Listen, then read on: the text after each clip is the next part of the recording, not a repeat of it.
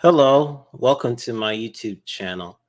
And today I'm going to react to a video called Orlando-Miami Brightline Opening Day Round Trip Review. I'm curious to know what's this video about. I live in Florida, so I know about the Brightline. So let's get to the video. Good day, everyone. Braden here, coming to you with a very special video. Today isn't just a big day for Florida, it's a big day for the entire United States, as today passenger train service is starting between Orlando and Miami via privately funded intercity passenger rail. This is the first privately funded intercity passenger rail service that has been attempted and accomplished here in America in over 100 years. As you can see, we are here at the Orlando International Airport, but today we are not heading on board a plane. Behind the tower here, you can see there is a building called the train station. Today we are doing a round trip on one of the first trains from Orlando to Miami, and then from Miami and back. So let's head on over to the train station and see what's going on. Parking at the Orlando International Airport has been a bit hectic lately, with the A, B, and C terminal garages reaching capacity most mornings. Thankfully, I got in early enough to snag a spot at B parking and headed inside the main terminal. There, you'll find train icons and other signage directing you towards the train station and Brightline. Connecting the main portion of the airport to the train station, as well as the C terminal, is an automated people mover which arrives every few minutes. Hopping on board and heading under the airplane overpass, soon enough, not just the train station, but the Brightline train itself was in view, sporting a brand new sponsored Visit Orlando wrap. Once inside the train station, you'll head up an escalator, turn the corner, and... All right, guys, here we are. I can't believe this day is finally here. At the entrance to the train station, you'll find kiosks to grab tickets, as well as a place to drop off large bags. Most bags guests bring on Brightline are considered carry-ons that can be stored above the seats or on racks in the cabins. Wow. Then it was time to head into the main part of the station. Past ticketing and security, you'll notice for this opening day, they had some temporary fixtures up for the grand opening. Normally what you'll first see here, there'll be an open area, and then there will be the market, a gift shop selling food as well as some Brightline specific merchandise like this toy version of the train that we're about to get on. Past the market is a general seating area and the Mary Mary Bar, named after two of Henry Flagler's wives who were both named Mary. Brightline stations pay homage to Flagler as he, over 100 years ago, established the Florida East Coast Railway. Brightline is utilizing today to take us on this historic journey.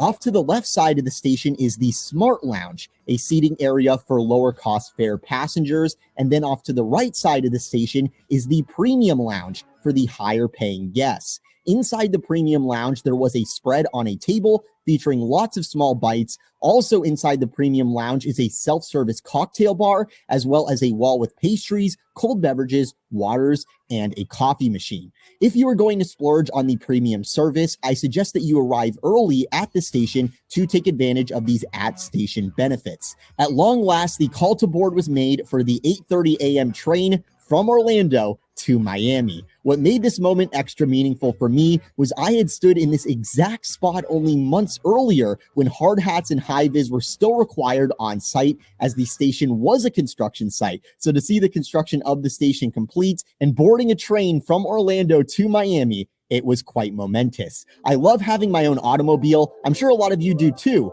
but being able to sit back and relax and actually enjoy traveling to South Florida, that is something new for this state. And in this video, we are going to break down every aspect of this experience so you can determine if that added enjoyment is worth the cost for you. Once on board the premium cabin on Bright Pink, the magic never leaves you when you stay with the Disney Resorts Collection.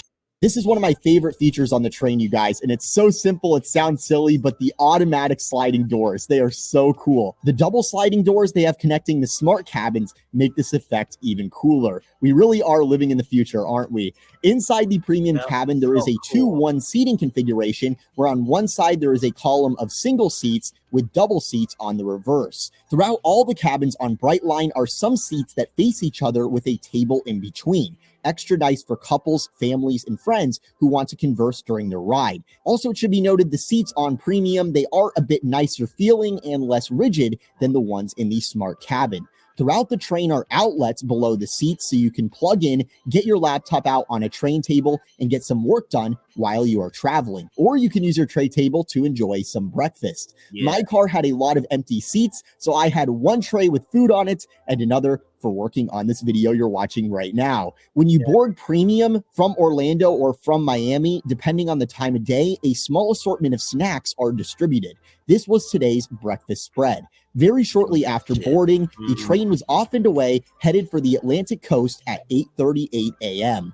One less than welcome feature of this train that you'll notice throughout this video, while the newly wrapped bright pink train looks cool from the outside, the sponsored wrap covers all the passenger accessible windows, obstructing views of the beautiful Florida landscape throughout our 7-hour round trip. Speaking of travel times, Brightline says that the Orlando to Miami trip. Comment down below. Would you guys ride this high-speed train? I would. All right, let's get back to the video. With stops along the way in West Palm Beach, Boca Raton, Fort Lauderdale, and Aventura, results in an estimated total trip time of 3 hours and 30 minutes. Today, we are testing that. Insofar as the train speeds go, while compared to trains in other parts of the world, this would hardly be considered high speed, the Brightline in Florida does travel at a pretty significant clip from Orlando to the East Coast, a portion of the route which has 0 at-grade crossings. We were going much faster than the cars on State Road 528 that this track parallels, traveling at speeds of up to 125 miles per hour. It was so cool to experience this part of the route that I covered the construction of for years, from dirt to fully completed railway. Just unbelievable. In what felt like just moments, we had arrived at the Cocoa Curve, meeting up with the Florida East Coast Railway. As now we were off of Brightline's dedicated railway and on to the FEC route, which has hundreds of at-grade crossings, and prior to today was just used for freight. In order to get to Miami on time, nothing could be blocking our route on those hundreds of at-grade crossings down the east coast of Florida. There was a close call at 9:10 a.m. as we approached Suntree, south of Cocoa, when a giant lumber truck decided he thought that he could make it. Our engineer laid on the horn for a good 20 plus seconds and was forced to slam on the brake. The truck cleared the oncoming traffic and pulled out into the median of US 1 right as we went past, and our train began picking up back to regular speed. There was another stoppage 40 minutes later, Brightline said was due to technical difficulties. We have stopped for some more technical difficulties. But we also stopped very hurriedly in that case, so it's possible there was another roadblock that Brightline had to wait to clear the track. The train did slow to a crawl 2 other times before we made it to West Palm Beach, but these were routine as Brightline waited for drawbridges to give us the right of way. I finished up my breakfast, and before long, we had arrived at West Palm Beach. A big question for folks going from Orlando to Miami is how long are these stops along the way? There's quite a few of them. The West Palm Beach stop was only around 4 minutes long, and the others were even shorter. Some of them we only stopped for around 30 seconds.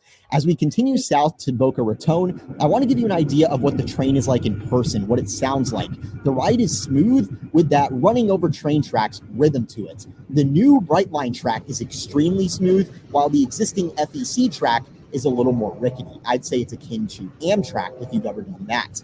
The occasional train horn, of course, also adds to the auditory Brightline experience. Arriving at Boca Raton at 11:23 for a quick stop, we were back rolling by 11:26, so we were only there for a few minutes. Next, we are headed to Fort Lauderdale. Here's a quick look at the snack tray in our premium cabin if you're in the mood for some food, and I'll also include a look at the food and beverage handout, which lists sweet and savory snacks, sodas, water, and adult beverages for sale on the train. These items are free with a premium ticket and are sold for a small fee in the smart cabin.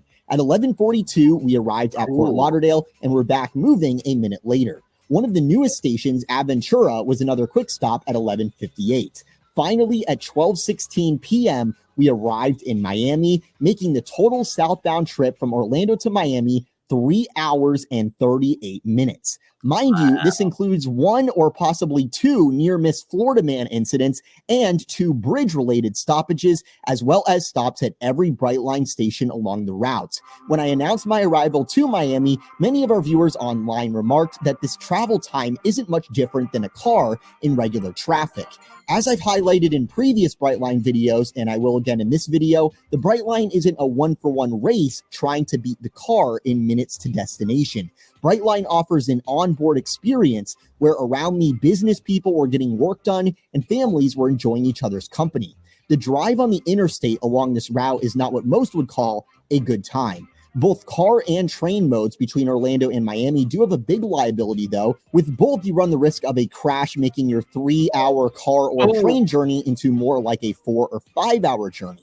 Where Brightline really stacks up well here is with Orlando-Miami flights, which are quite popular down here in Florida. With Orlando to Miami flights, the Brightline does take longer, but it costs less without the very cramped quarters. Of course, you could get a very low-cost fare flight, but of course, there's going to be added fees with that, and it's not going to be particularly enjoyable. So once you factor in all the air travel hassle with security and the rest, I'd argue that these 2 modes are much closer in time to destination than the in-air travel time suggests, and the quality of that time spent traveling is better when you are on Brightline. Once at the Miami station, I dropped by the Premium Lounge, which has an even larger spread than it did the last time I rode Brightline out of the station a year ago. There was a table with tons of pastries. I tried several of these. They were excellent. And there was another table with charcuterie, snacks, and even Brightline branded cookies, which I thought was interesting. Before I knew it, my train was ready to return to Orlando. For the return trip, a lunchtime snack container was distributed.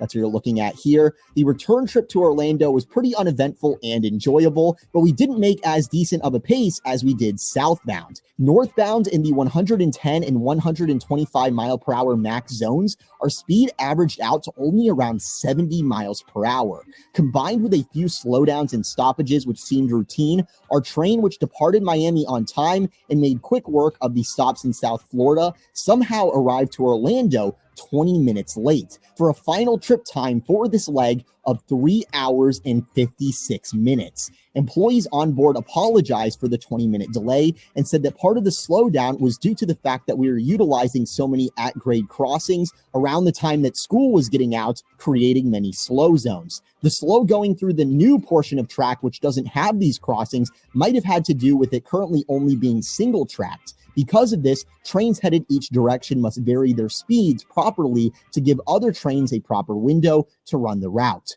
Once I disembarked, I watched Bright Green depart for Miami with regular Orlando to Miami service now well underway. That's pretty cool, though. That's pretty cool.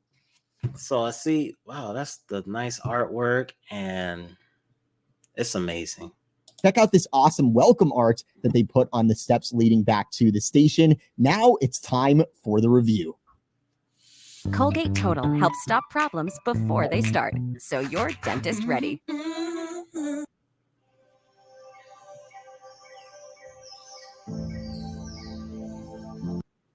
So everyone, what did I think of my experience today on the Brightline? I would say overall, I really enjoyed it. It was a very emotional experience for people who've been working on it this past decade, and the day is finally here where now you can travel from Orlando to Miami and back on a train. There are going to be criticisms over the time that it takes to get between the two.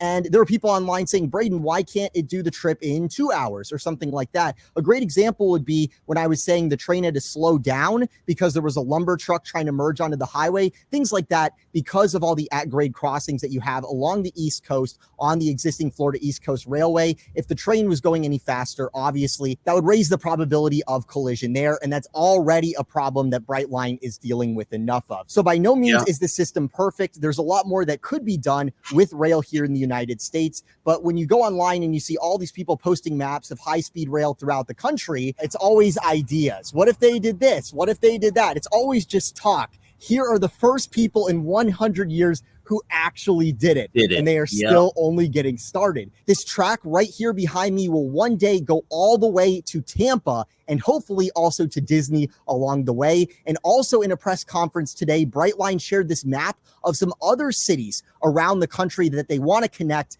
that they feel so they wanna are connect too long to Atlanta drive, to too short Charlotte. to fly. So this is only a proof of concept of what is to come. And for a proof of concept, I would say this is pretty Atlanta. awesome. Now, will this experience in its ATL. current state last? The pricing isn't super competitive, so it is a good question there. So the big question is, would I recommend doing this service, Orlando to Miami? Absolutely, I would. I would highly recommend that you try it out, and I would suggest that you do the smart ticket, not the premium, unless there was something that you saw that I experienced today on premium that you think that you really need. Otherwise, I would just go with the smart class, save some money there, and just see if you like it, and then go from there. Especially if you live in the Central Florida area, imagine doing a day trip. That's something you can do now, where you can just head down to South Florida for the day and come back and not have to be stressed out about when do we have to start driving back. We're going to be driving for 7-8 hours today. All you have to do is sit back and relax. You can even sleep on the train. And that's something that's really cool about this for those who want to do a round trip from Miami up to the Central Florida area